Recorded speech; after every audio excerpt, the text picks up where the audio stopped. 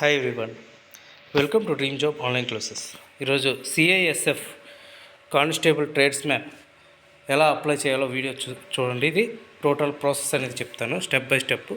ఇది 10th pass అయిన వాళ్ళు అప్లై చేసుకోవచ్చు, అలాగే ఐటీఐ పాస్ అయిన వాళ్ళు అప్లై చేసుకోవచ్చు. దీని ఫిజికల్ మెజర్మెంట్స్ ఎలా ఉంటుంది, టోటల్ డీటెయిల్స్ అనేది చూద్దాం. ఇంతకుముందు మీరు సిఐఎస్ఎఫ్కి అప్లై చేసేటట్టయితే డైరెక్ట్గా మీరు లాగిన్లోకి వెళ్ళి చేసుకోవచ్చు. ఒకవేళ ఫస్ట్ టైం రిజిస్టర్ అవుదాం అనుకున్న వాళ్ళు న్యూ రిజిస్ట్రేషన్లోకి వెళ్ళండి. ఇన్ కేస్ ఒకవేళ ఇంతకుముందు రిజిస్టర్ అయ్యి డీటెయిల్స్ మర్చిపోతే forgot registration ID and password click చేస్తే మీకు వస్తాయి. ఇంకా verify mobile and email ID అనేది నేను మీకు రిజిస్టర్ అయిన తర్వాత ఎలా అవ్వాలనేది కూడా మీకు చెప్తాను. ఇందులో వచ్చేసరికి ఇది డైరెక్ట్ రిక్రూట్మెంట్. ఓవరాల్గా ఇది ఆంధ్రప్రదేశ్ అంటే టోటల్ ఏదైతే ఇండస్ట్రీస్ ఉన్నాయో ఆ ఇండస్ట్రీస్ అన్నిటికీ కూడా సిఐఎస్ఎఫ్ సెక్యూరిటీ అనేది ఉంటుంది. ఆ సెక్యూరిటీలో ఇవి సపరేట్ కానిస్టేబుల్ సంబంధించినవి. ఈ జాబ్స్ అయితే చాలా బాగుంటాయి.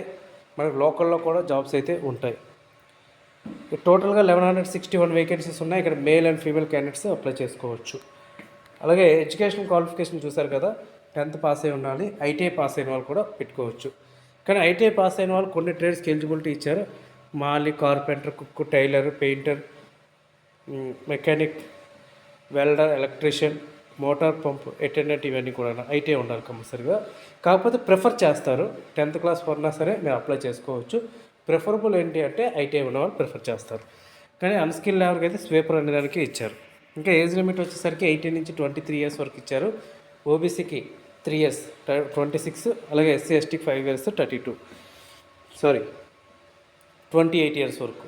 ఇంకా ఫిజికల్ స్టాండర్డ్స్ వచ్చేసరికి హైట్ మేల్ క్యాండిడేట్స్ అయితే 170 సెంటీమీటర్స్ పక్కగా ఉండాలి మేల్ క్యాండిడేట్స్.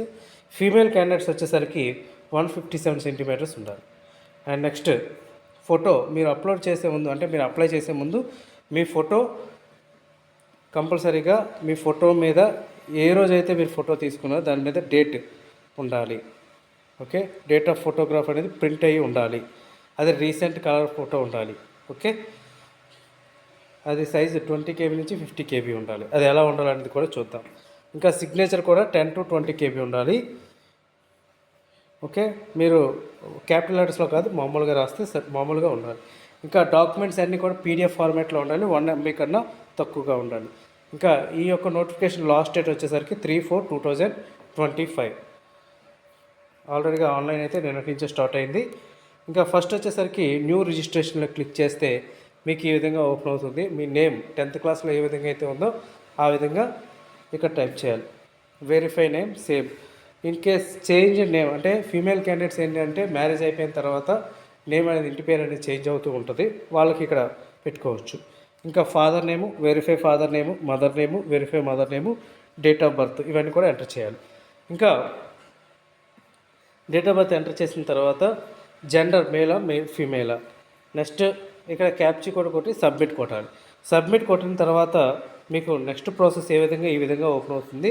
మీ mobile number, verify mobile number, తర్వాత email ID, confirm email ID ఇవన్నీ కూడా క్లిక్ చేసి ఐ అగ్రీ అని పెట్టి మీరు క్యాప్చీ కోడ్ క్లిక్ చేసి సబ్మిట్ చేయాలి.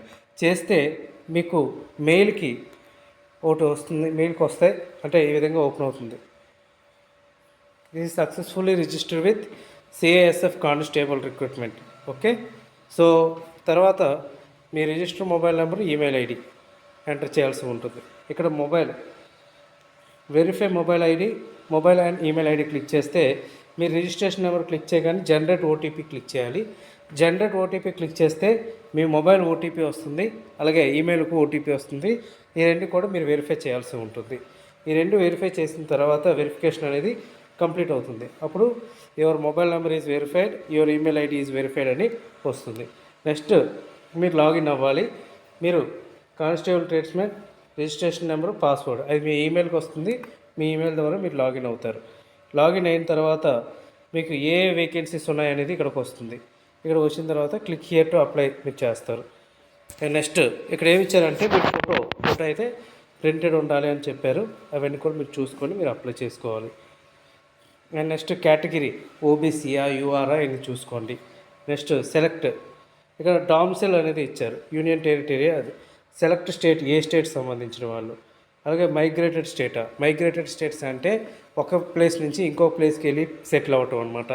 అది సపోజ్ ఆంధ్రప్రదేశ్ నుంచి వేరే ప్లేస్కి వెళ్ళి సెటిల్ అవటం తెలంగాణలో, అలాగే తెలంగాణలో వచ్చి ఆంధ్రప్రదేశ్లో సెటిల్ అవడం అలా ఉంటే, మళ్ళీ స్టేట్ డివైడ్ అయితే నో ప్రాబ్లం. మీరు అక్కడి నుంచి ఇక్కడికి వచ్చి సెటిల్ అయ్యారా, అలాంటిది మైగ్రేషన్ అనమాట. దానికి ఒక సర్టిఫికేట్ ఉంటుంది, మైగ్రేషన్ సర్టిఫికేట్. ఒకవేళ మీకు మైగ్రేషన్ సర్టిఫికేట్ లేకపోతే నేటివిటీ సర్టిఫికేట్, దాన్ని డామ్సైల్ సర్టిఫికేట్ అని కూడా అంటారు. సో ఓకే, అది కంపల్సరీగా ఉండాలి, అది అప్లోడ్ చేయాల్సి ఉంటుంది. అండ్ నెక్స్ట్ జెండర్ మేలా ఫీమేలా, నేషనాలిటీ ఇండియన్ అని పెట్టుకుంటారు. ఎడ్యుకేషన్ క్వాలిఫికేషన్ సివిలా ఆర్మీయా అంటే, సివిల్ అంటే అందరూ పెట్టుకోవచ్చు, ఆర్మీ అంటే ఎక్స్ సర్వీస్ మెన్లు ఉన్నారు కదా, వాళ్ళు అప్లై చేయడానికి అవుతుందన్నమాట. వాళ్ళు 10th క్లాస్ లేకుండా 8th క్లాస్ మీద జాబ్ తెచ్చుకొని ఉన్న వాళ్ళకి మాత్రం ఇది. ఓకే. అండ్ రిలీజియన్ వచ్చేసరికి హిందూ ఏదనేది మీరు పెట్టుకుంటారు.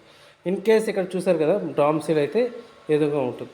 మైగ్రేటెడ్ వచ్చేసరికి మీరు ఏ స్టేట్ అనేది ఇవన్నీ కూడా ఎంటర్ చేసుకోవాల్సి ఉంటుంది అనమాట. ఇవన్నీ ఇక్కడ చూసారు కదా, మైగ్రేటెడ్ స్టేట్ అయితే మళ్ళీ ఆ స్టేట్ ఏ స్టేట్ అనేది ఇక్కడ ఎంటర్ చేయాలి.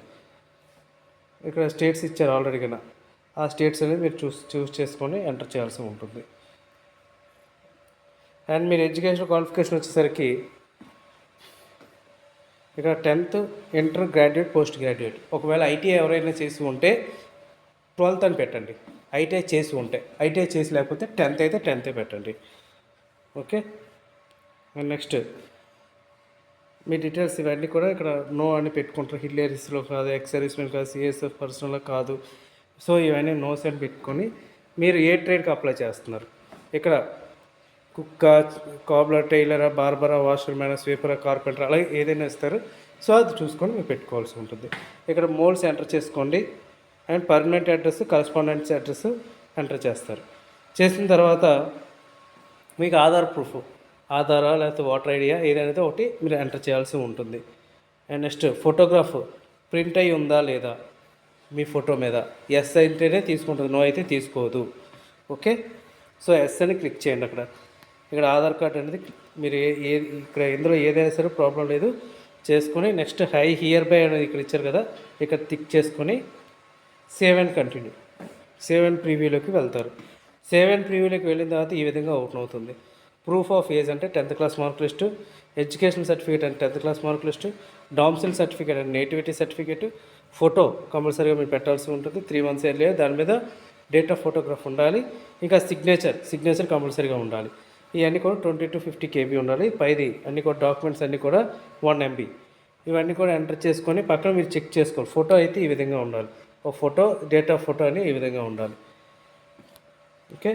ఈ విధంగా మీరు అప్లోడ్ చేసిన తర్వాత బ్రౌజ్లో క్లిక్ చేసి ఇక్కడ అప్లోడ్ చేసిన తర్వాత వ్యూ ఫైల్స్ అని ఉంటాయి, ఒకసారి చెక్ చేయాలి. ఒకవేళ మీరు వ్యూ ఫైల్ చెక్ చేసుకోకపోతే నెక్స్ట్ అనే దానికి వెళ్దు, ఒకసారి ఈ ఫైల్ కరెక్టా కాదా అని మీరు ఒకసారి చెక్ చేసుకోవాలి. చెక్ చేసుకున్న తర్వాత నెక్స్ట్ సేవ్ అండ్ కంటిన్యూకి వెళ్ళి రిమైనింగ్ ప్రొసీజర్ అనేది చూసుకోవాలి. అంటే ఎగ్జామినేషన్ ఫీజు అనేది పే చేయాలి. ఇక్కడ సక్సెస్ఫుల్ అయ్యింది అని pay to 100 rupees fees. So ఈ ప్రొసీడ్ టు పే, ఈ ఫీజు పే చేస్తారు. ఒకవేళ ఫీజు పే చేసిన తర్వాత పేమెంట్ క్లోజ్ అయిపోతే పేమెంట్ స్టేటస్ అనేది చెక్ చేస్తారు. సో ఇది తర్వాత పేమెంట్ అయిపోయిన తర్వాత ఇలా డిక్లరేషన్ అనేది వస్తుంది. ఇవన్నీ చూసుకొని మీరు ప్రింట్ తీసుకోవాలి. ఇది అప్లై చేసే విధానం. సో ఇటువంటి మిస్టేక్స్ చేయొద్దు.